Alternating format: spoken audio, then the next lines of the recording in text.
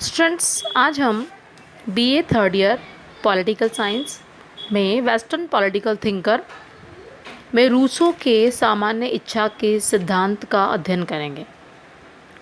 इससे पहले हमने रूसो का जीवन परिचय, रूसो की रचनाएं, उनके राजनीतिक विचार, उसमें मानव स्वभाव, प्राकृतिक अवस्था, समझौते के कारण, सामाजिक समझौते, राज्य का स्वरूप और इसकी विशेषताएं हमने पढ़ी थी।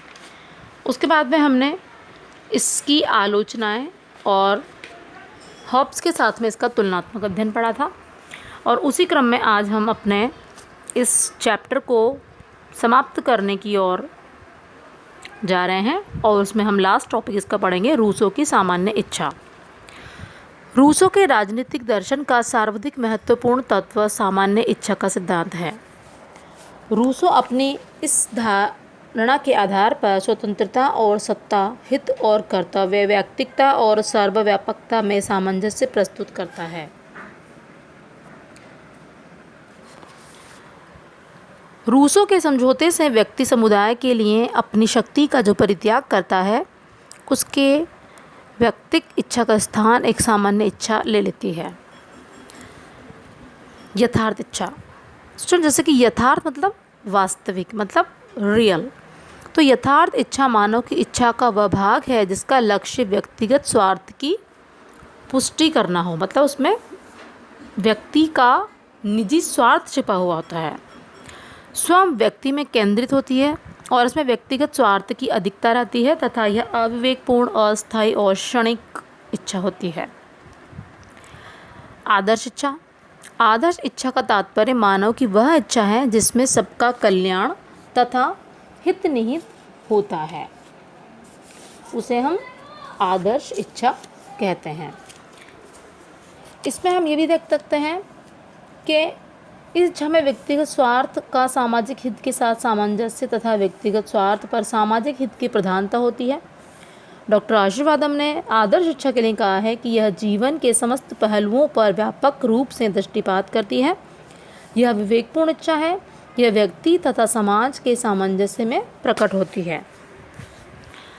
साथ ही आशीर्वादम ने यह भी लिखा है कि सामान्य इच्छा की परिभाषा एक समाज के सदस्यों की आदर्श इच्छाओं के योग अथवा इससे भी अधिक उत्तम शब्दों में उसके एकीकरण के रूप में की जा सकती है।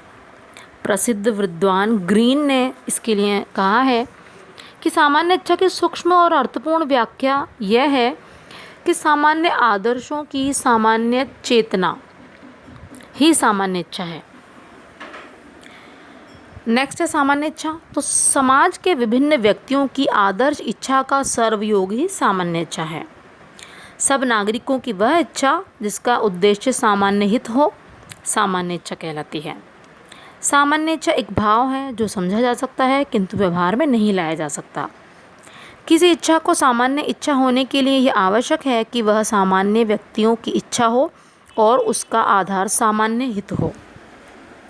अर्थात सामान्य इच्छा के दो अंग हैं, पहला है सामान्य व्यक्तियों की इच्छा और दूसरा है सामान्य हित पर आधारित विवेकशील इच्छा।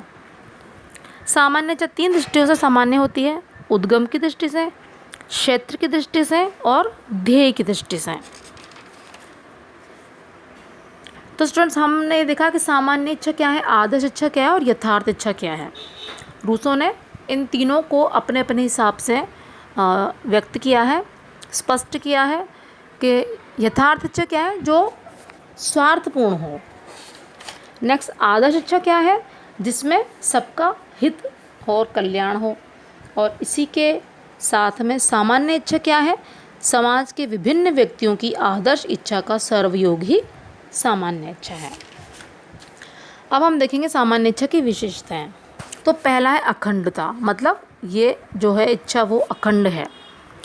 सामान्य इच्छा एक संगठित इकाई होती है और उसमें कोई खंड नहीं हो सकते हैं। यह अखंड है क्योंकि सामान्य होने के कारण यह कई अंशों में विभाजित नहीं की जा सकती है, यह अपने आप में अखंड है। दूसरा था अदेयता। सामान्य इच्छा अदेय है, अर्थात यह इच्छा किसी व्यक्ति को हस्तांतरित नहीं की जा सकती है, इसलिए इसको अदेय कहा गया है।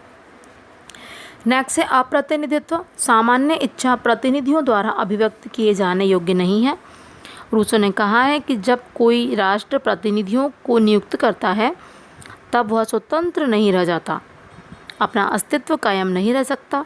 उसके अनुसार तो संसद के सदस्यों के केवल निर्वाचन के समय ही इंग्लैंड की जनता स्वतंत्र होती है। निर्वाचनों के बाद जनता दास और नगण्य बन जाती है। तो वस्तुतः रूसो प्रत्यक्ष लोकतंत्र का उपासक है और इसमें वह सब व्यक्तियों की जो अपनी इच्छा है उसी को कहता है वो कि स्वयं अभिव्यक्त करते हैं, मतलब वो व्यक्ति का पोषक है, व्यक्ति को ज़्यादा इम्पोर्टेंस देता है, मतलब प्रत्यक्ष लोकतंत्र का उपासक है। नेक्स्ट है अचूक। सामान्य इच्छा अचूक है क्योंकि यह सभी व्यक्तियों की आदर्श इच्छाओं का सामूहिक रूप है। स्थायी सामान्य इच्छा किसी प्रकार से भावात्मक आवेगों या सनक का परिणाम नहीं है, अपितु मानव के जन कल्याण की स्थायी प्रवृत्ति और विवेक का परिणाम होती है। सामान्य इच्छा को लोक कल्याणकारी कहा गया है, इसे विवेक पर आधारित बताया गया है, इसे निरंकुश कहा गया है, साथ ही इसे कानून द्वारा अभिव्यक्त भी कहा गया है। किसी रूसो की सामान्य इच्छा कानून द्वारा अपने को व्यक्त करती है, किसी अन्य माध्यम के द्वारा नहीं। संप्रभुता। सामान्य इच्छा सर्वोच्च और संप्रभु होती है। इस पर किसी प्रकार के देवी और प्राकृतिक नियमों का प्रतिबंध नहीं होता है। यही कानूनों का निर्माण करती है, धर्म का निरूपण करती है और नैतिक और सामाजिक जीवन को संचालित करती है। रूसो के शब्दों में, जो कोई सामान्य इच्छा का पालन नहीं करता वह आज्ञा पालन करने के लिए समस्त समाज द्वारा बाध्य किया जा सकता है। इसका अर्थ इससे अधिक कुछ नहीं कि उसे स्वतंत्र होने के लिए बाध्य किया जाए। मतलब क्या है, सामान्य इच्छा अपने आप में सर्वोच्च और संप्रभु होती है। तो स्टूडेंट्स, हमने ये पढ़ी रूसो की सामान्य इच्छा की विशेषताएं। एक बार हम इन्हें ब्रीफली और देख लेते हैं।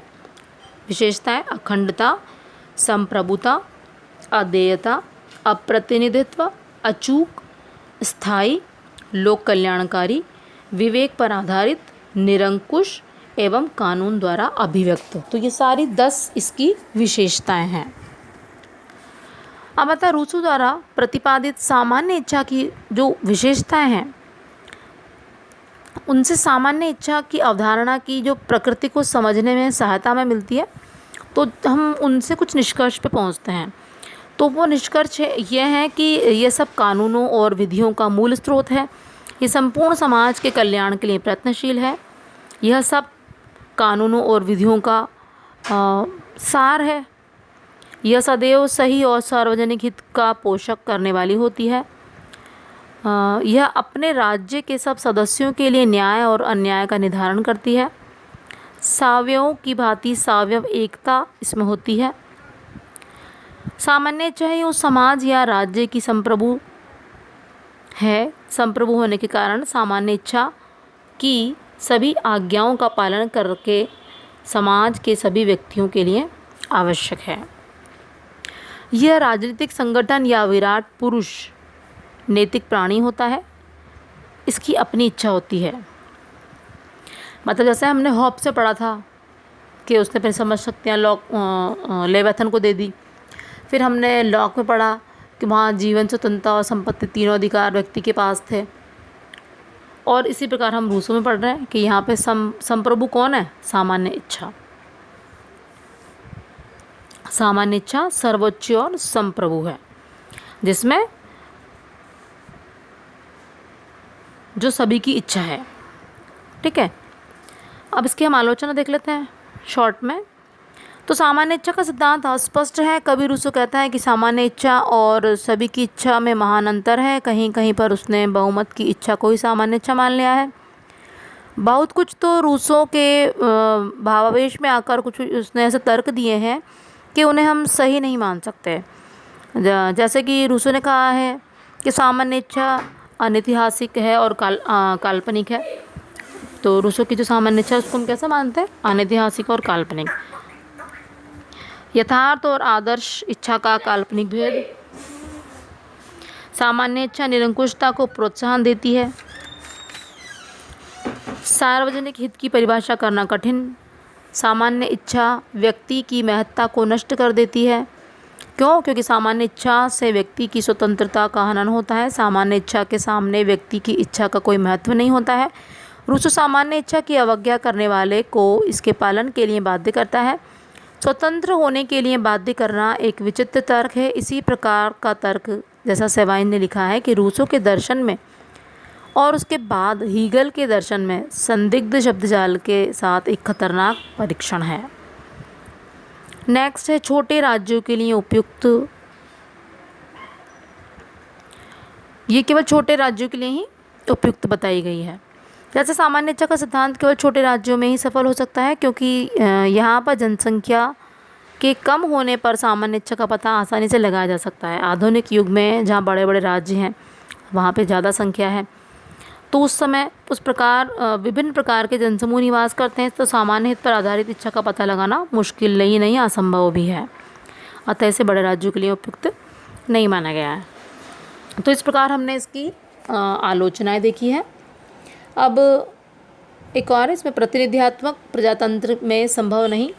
तो रूसो का विचार है कि सामान्य इच्छा की सिद्धि के लिए सभी व्यक्तियों द्वारा प्रत्यक्ष रूप से प्रभुसत्ता के प्रयोग में सक्रिय भाग लिया जाना चाहिए। इस शर्त का पालन प्राचीन यूनानी नगर राज्यों ने भले ही संभव हो, आधुनिक समय के प्रतिनिध्यात्मक लोकतंत्र में यहाँ पे ये बिल्कुल भी संभव नहीं है। तो ये भी इसकी एक आलोचना है कि ये प्रतिनिध्यात्मक प्रजातंत्र में संभव नहीं है। अब आता है इसका महत्व। तो सामान्य इच्छा का विचार लोकतंत्र का पोषक है, क्योंकि यह संप्रभुता का आधार जन स्वीकृति मानता है। इसने ये प्रतिपादित किया है कि राज्य का उद्देश्य किसी वर्ग विशेष का नहीं, किंतु समूचे समाज का कल्याण और जनता का हित संपादन करना होना चाहिए। रूसो के सिद्धांत ने आदर्शवादी विचारधारा को प्रेरणा प्रदान की है, क्योंकि इसने यह प्रतिपादित किया है कि शक्ति नहीं वरन इच्छा राज्य का आधार है। ये सिद्धांत यह भी घोषित करता है कि राज्य कृत्रिम न होकर एक स्वाभाविक संस्था है।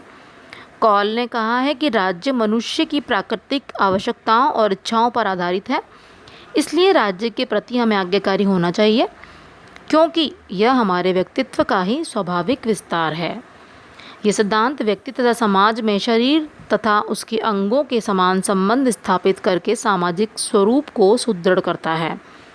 तो संक्षेप में रूसो का सामान्य इच्छा का सिद्धांत राज्य की आंगिक स्वरूप का बोध करता है और सार्वजनिक हितों को व्यक्तिगत हितों की अपेक्षा उत्कृष्ट मानता है। रूसो ने सामान्य इच्छा के द्वारा यह स्पष्ट कर दिया है कि लोकतांत्रिक संरचना ही लोकतंत्र की आत्मा नहीं होती। नैतिकता, न्याय और सद्गुण के अभाव में लोकतांत्रिक संस्थाएं महत्वहीन हैं।